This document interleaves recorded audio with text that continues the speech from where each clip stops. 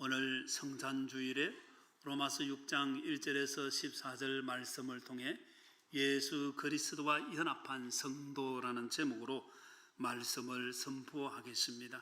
우리 모든 성도들이 예수 그리스도와 연합한 성도 다 되시기를 주님의 이름으로 축복합니다. 우리 앞뒤 좌우로 예수 그리스도와 연합하시기 바랍니다. 오늘 설교 후에 성찬식이 있습니다. 고린도전서 10장 16절에 보면 우리가 축복하는 바 축복의 자는 그리스도의 피에 참여함이 아니며 우리가 떼는 떡은 그리스도의 몸에 참여함이 아니냐. 성찬 예식은 그리스도의 피에 참여하는 것이고 우리가 떡을 뗄 때에 그리스도의 몸에 참여하는 것입니다. 그래서 참여한다는 이것, 우리가 꼭 기억을 해야 될 것은 그리스도의 몸에 속하는 것. 첫째는 그리스도와 연합을 말하는 것입니다. 그리고 두 번째, 참여한다는 것, 교제하는 것을 말합니다. 그래서 주님의 살 찢어 주심과 피 흘려 주심의 그 은혜를 성찬 예식을 통해 우리가 새길 때에 우리는 주님의 몸에 들어가고 주님의 몸을 이루는 거예요. 주님께서 교회의 머리 되심을 믿습니다. 세례를 받고 구원받은 성도들은 주님의 몸을 이루는 것입니다. 그래서 주님 머리, 우리는 몸, 각 지체 다 연결되어서 한 몸 되어지는 거예요. 그래서 주의 교회 성도들은 하나님의 한 가족이 되는 줄 믿으시기를 바랍니다. 그래서 우리가 고린도전서 10장 17절에 보면 떡이 하나요 많은 우리가 한 몸이니, 한 몸. 우리가 아무리 수가 많아도 한 몸이다. 지상교회를 넘어 천상교회가 한 몸. 그래서 우리 모든 성도들이 이 거룩한 예식에 들어가는 자가 되시고 또 이 은혜에 들어가는 자가 되시고 천상교회에 속하는 자가 되시기를 주님의 이름으로 축복합니다. 오늘 예수 그리스도와 연합한 성도, 첫 번째는 예수 그리스도와 연합한 성도는 예수님과 함께 죽고 예수님과 함께 살아간다는 것입니다. 여러분, 세례가 무엇입니까? 세례는 씻는 예식을 말하죠. 손을 씻을 때 우리 뭐라고 말합니까? 손수자를 써서 세수, 얼굴을 씻을 때 세면, 그렇게 말하죠. 우리의 죄악을 씻을 때에 우리는 그 세례식이라고 말합니다. 물론 주님께서 씻어주신 그 은혜를 기념하는 그런 의미, 상징하는 그런 의미이지만 세례는 죄를 씻는 것입니다. 무엇으로 죄를 씻습니까? 무엇으로 우리의 죄를 씻을 수 있습니까? 좀 너무 쉬운 걸 물으면 답을 잘 안 하시더라고 보니까. 주님의 보혈로 우리 죄가 씻음 받고 사함 받는 줄 믿습니다. 다른 것 없습니다. 우리의 행위가 아니에요. 우리의 지식도 권력도 우리의 가지고 있는 모든 것 다 아니에요. 우리의 선행도 아닙니다. 오직 주님의 보혈로 우리가 죄 사함 받는 줄 믿습니다. 그래서 그 은혜 가운데 들어갈 때에 주님을 믿는 고백을 할 때 세례식을, 지난주에 우리가 학습 세례, 입교, 유아 세례식을 했는데 세례식을 하는 거죠. 세례, 오늘 우리가 읽은 말씀이 세례는 어떤 의미가 있는가? 로마서 6장 3절에 보면 무릇 그리스도 예수와 합한 세례를 받은 우리는 그의 죽으심과 합하여 세례를 받은 줄을 알지 못하느냐. 우리가 세례를 받는 것은 주님의 죽으심과 합해지는 것이다, 그런 의미죠. 6장 4절에는 그러므로 우리가 그의 죽으심과 합하여 세례를 받음으로 그와 함께 뭐 되었다 했습니까? 장사. 누가 장사된 것입니까? 내가 장사가 된 거예요. 예수님께서 죽으신 그 자리에 우리가 세례를 받고 그 자리에 들어갈 때 나도 죽었습니다, 그거 고백하는 거예요. 그래서 그와 함께 장사되었다고 말하는 것입니다. 그래서 우리 모든 성도들이 꼭 기억해야 될 것은 세례를 받는 것은 내가 죽는 자리다. 그리고 또한 6장 4절 하반절에 보면 이는 아버지의 영광으로 말미암아 그리스도를 죽은 자 가운데서 살리신 것 같이 우리로 또한 새 생명 가운데 행하게 하려 함이라. 새로 살아난단 말이에요. 새 생명. 6장 5절에는 만일 우리가 그의 죽으신 것 같은 모양으로 연합한 자가 되었으면 또한 그의 부활과 같은 모양으로 연합한 자도 되리라. 주님과 함께 죽고 부활하신 주님과 함께 사는 줄 믿으시기를 바랍니다. 그래서 이 성찬 예식을 통해서 우리가 예수 그리스도 연합한 자, 내가 죽는다는 거예요. 죽어야 살아나는 것입니다. 장사되지 아니하면 다시 부활한다는 개념이 없다는, 영적으로 없다는 거죠. 스코틀랜드에 가면 캔버스 랭이라는 유명한 영적 부흥제가 있습니다. 1740년에 영적 대각성이 일어나고 순간순간 이 캔버스 랭 지역에서는 영적 부흥운동이 많이 일어났는데 1940년에 스코틀랜드 부흥이 일어날 때 그 가운데 한 백발이 성성한 노인이 눈물을 흘리며 통곡을 했습니다. 그분은 자기 딴에는 잘 믿는다고 교회를 열심히 다닌 분이고 성경을 잘 아는 분이었습니다. 그런데 그 시간에 성령 하나님께서 임재하셔서 그의 마음을 타치를 해주셨습니다. 그 죄에 대한 생각보다는 자신이 의롭다고 교회 잘 다닌다고 신앙생활 잘한다고 생각했는데 그 생각, 그게 성두리째 무너지며 내가 죄인이구나. 주님께서 은혜를 주셨습니다. 죄인이라는 이 사실을 모르고 그냥 잘했다고 살아왔던 자신이 얼마나 부끄럽고 하나님 앞에 참 죄스러웠던지 통곡을 한, 참 이게 놀라운 은혜예요. 여러분 주님의 십자가를 생각하며 눈물을 흘린 적은 언제입니까? 통곡하며 눈물을 흘린 적은 있습니까? 내 죄가 생각이 나서 나 같은 죄인을 살려주신 주님 은혜 너무 놀랍습니다. 그 고백이 정말 있었습니까?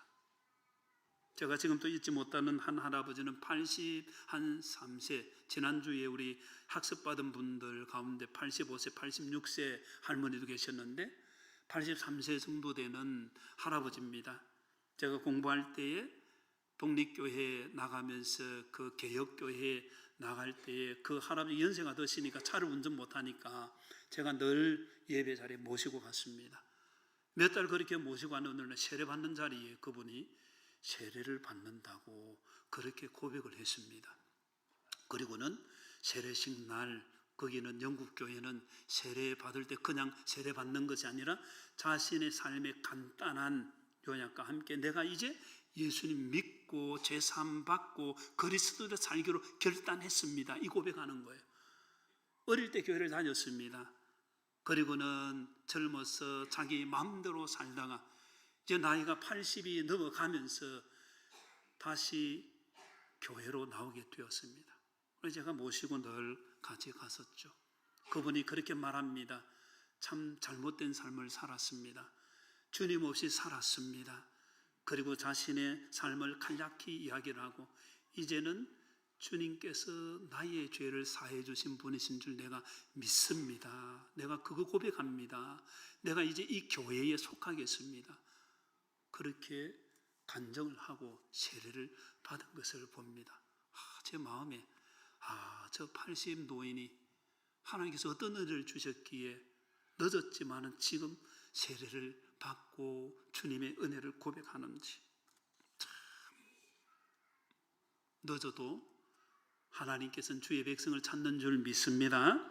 갈라디아서 5장 24절에 보면 그리스도 예수 사람들은 육체와 함께 그 정욕과 탐심을 십자가에 못 박았다 했습니다. 육체와 함께 우리 몸 타락한 이 본성, 그리고 정욕이라는 것은 성적인 욕망뿐만 아니라 타락한 인간의 모든 욕망을 다 말하는 것입니다. 탐심이라는 것은 하나님을 떠난 인간에게 나타나는 여러 가지 무엇을 더 가지려고 하는 그 마음, 그런 것들이 이게 탐심이라 표현되어 있는데, 그리스도 예수의 사람들은 육체와 함께 그 정욕과 탐심을 십자가에 못 박는다는 것입니다. 십자가에 못 박는 이 죽음의 은혜를 누리게 되기를 주님의 이름으로 축복합니다. 찬송가 190장 성령이여 강림하사 나를 감하시고 애통하며 회개한 마음 충만하게 하소서. 예수여 비오니 나의 기도 들으사 애통하며 회개한 마음 충만하게 하소서. 우리 같이 한번 부르겠습니다. 성령이여 강림하사, 성령이여 강림하사 나를 감하시고 애통하며 회개한 마음 충만하게 하소서. 예수여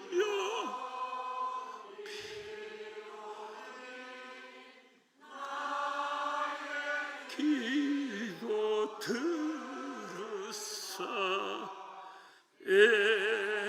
애통하며 회개한 마음 충만하게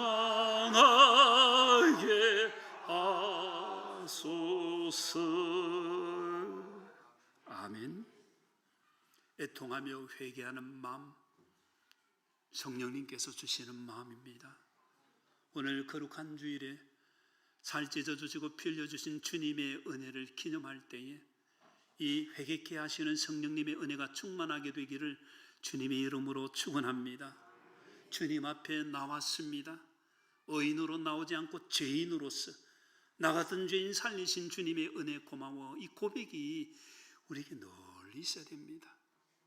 그것이 내가 죽는 것이고 주님과 함께 사는 것이죠.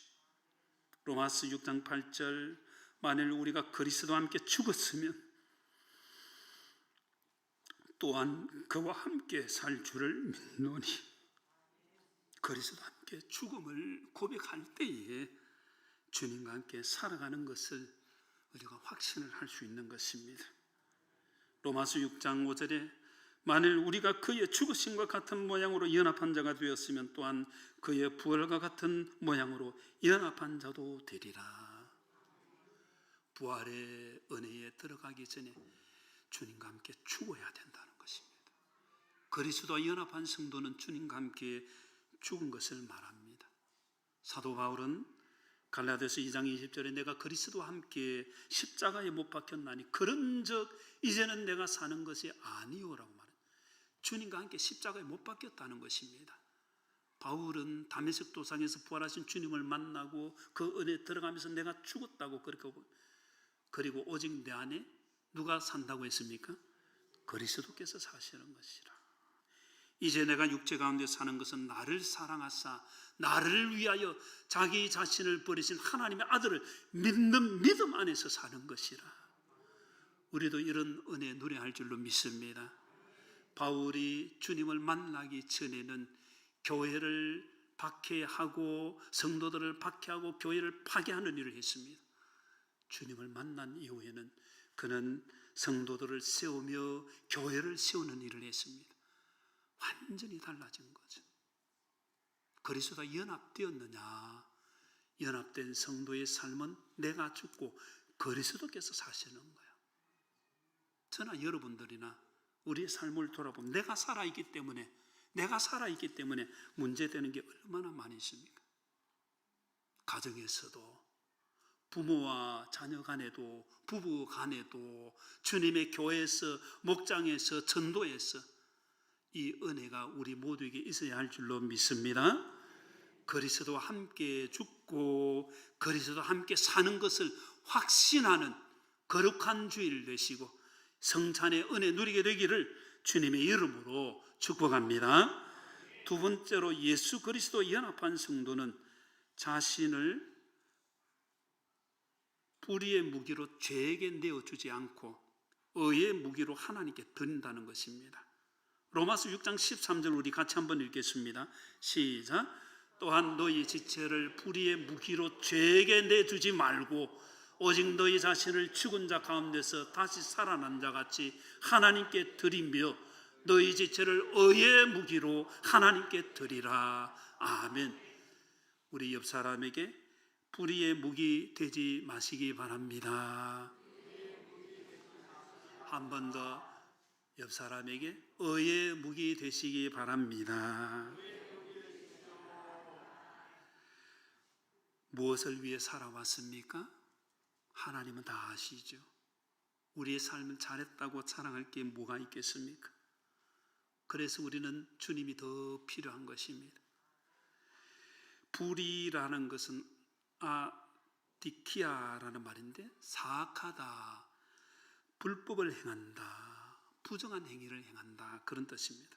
그래서 불의의 무기가 된다는 것은 사악한 일의 도구가 되고 불법을 행하는 데 도구가 되고 부정한 행위를 행하는 데 도구가 되는 것을 말하죠. 이게 무기라는 단어를 써서 영적 전쟁을 여기서 말하는 거예요. 우리의 삶은 영적 전쟁입니다. 그냥 사는 것이 아니에요. 하나님의 백성들은 영적으로 전쟁 치른다는 것입니다.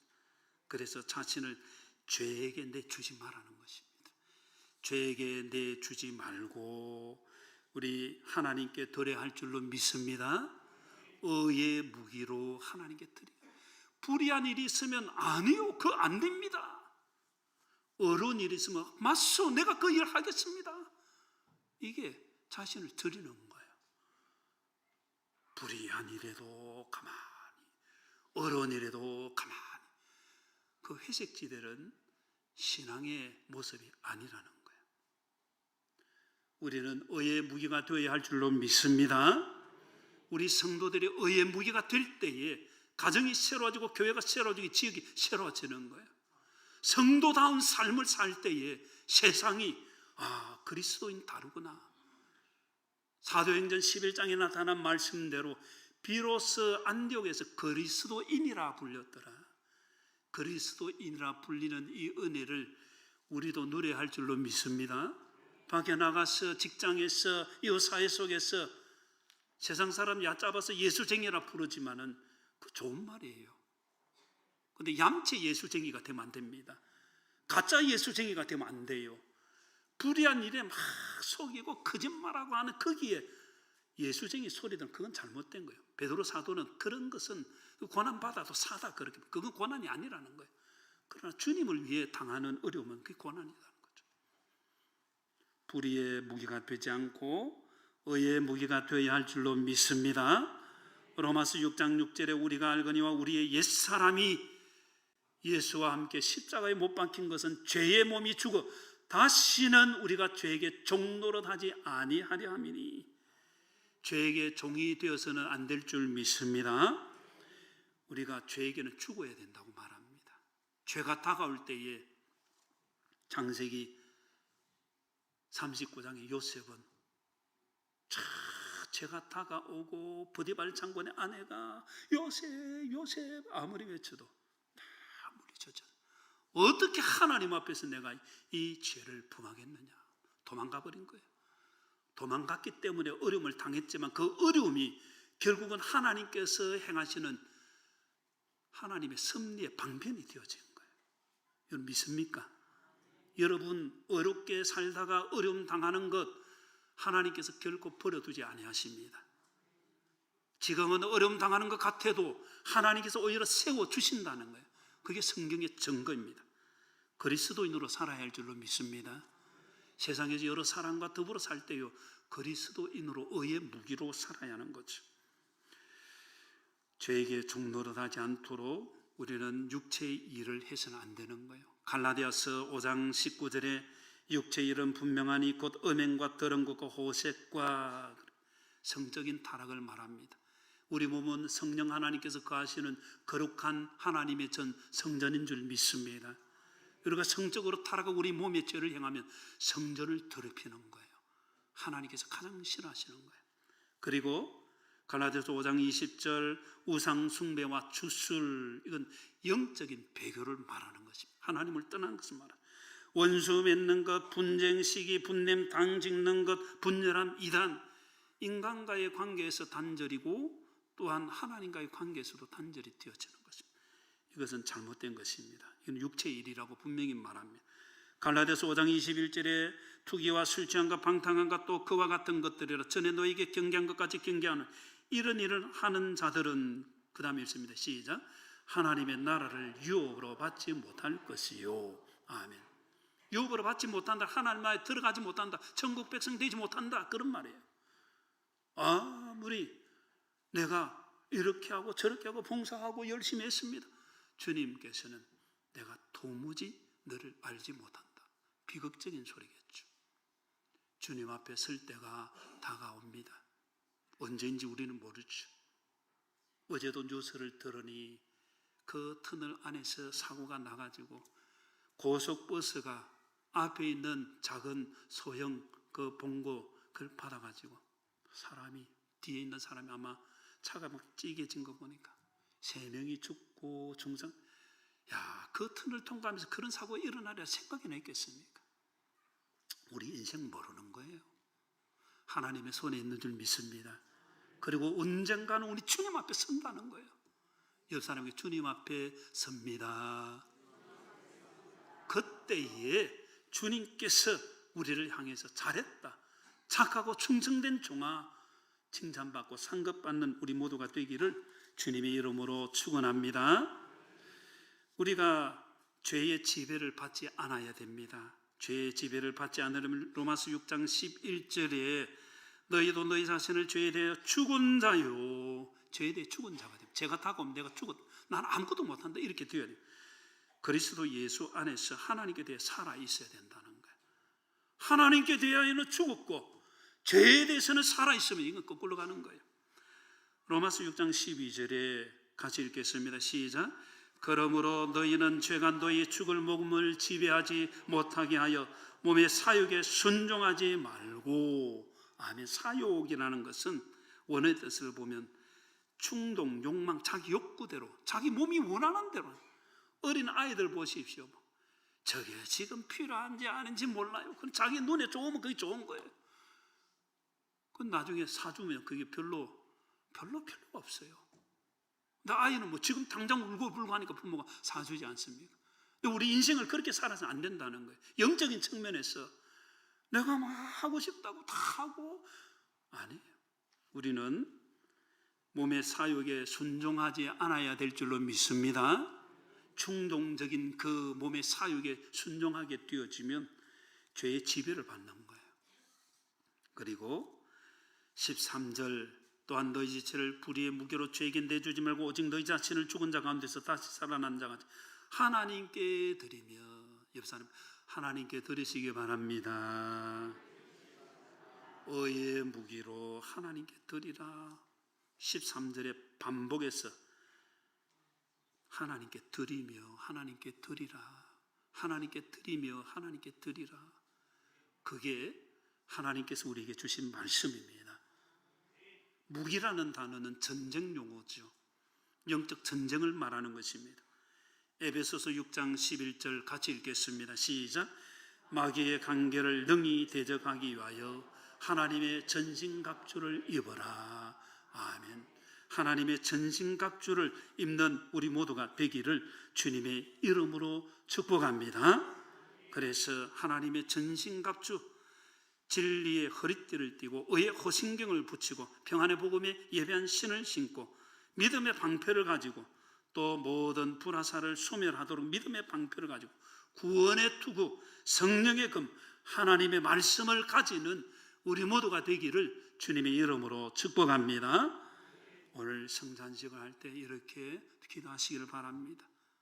주여, 나를 불의의 무기로 사용되지 않고 의의 무기로 하나님께 드려지게 해 주옵소서.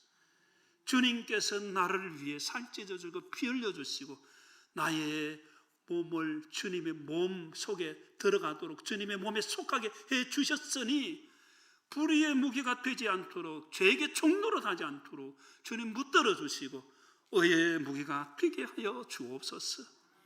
의의 무기 되게 하여 주옵소서. 기도하고 이 은혜 누리는 우리 모두가 되기를 주님의 이름으로 축복합니다. 마지막 세 번째로 예수 그리스도와 연합한 성도는 새 생명 가운데 행한다는 것입니다. 새 생명 가운데 행한다는 것은 성령님의 인도를 받으며 성령님의 열매를 맺고 새 생명 가운데 새 생명 주신 그 은혜를 전하는 생명의 사명, 그리스도인의 사명을 감당하는 것을 말합니다. 로마서 6장 4절 그러므로 우리가 그의 죽으심과 합하여 세례를 받음으로 그와 함께 장사되었나니 이는 아버지의 영광으로 말미암아 그리스도를 죽은 자 가운데서 살리심과 같이 우리로 시작. 우리로 또한 새 생명 가운데 행하게 하려 함이라. 아멘. 새 생명은 예수님을 구주로 믿고 다시 거듭난 중생을 말하며 중생한 자에게 주어지는 영생의 은혜를 말하는 것입니다. 고린도서 5장 17절에 우리는 새로운 피조물이 된 줄 믿습니다. 주님께서 옛사람 벗어버리게 하시고 새 사람으로 새로운 창조를 주신 그 은혜를 받은 성도, 그게 새 사람이고 새 생명 가운데 행하는 것입니다. 그래서 새 생명 가운데 사는 성도는 죄악의 길에서 멀어지고 의의 영역으로 점점 들어가는 거예요. 성령님의 이끄심을 따라서. 갈라디아서 5장 22절 말씀, 오직 성령의 열매는 사랑과 희락과 화평과 오래 참음과 자비와 양성과 충성과, 우리 22절 같이 읽습니다. 시작. 22절 시작. 오직 성령의 열매는 사랑과 희락과 화평과 오래 참음과 자비와 양성과 충성과 온유와 절제니 이 같은 것을 금지할 법이 없느니라. 아멘. 성령님의 역사하심을 금할 것은 아무것도 없습니다. 우리의 마음에 성령 하나님이 인도하실 때에 주님의 사랑이 다 나타나는 거예요. 주님의 말씀이 은혜로 들리는 거예요.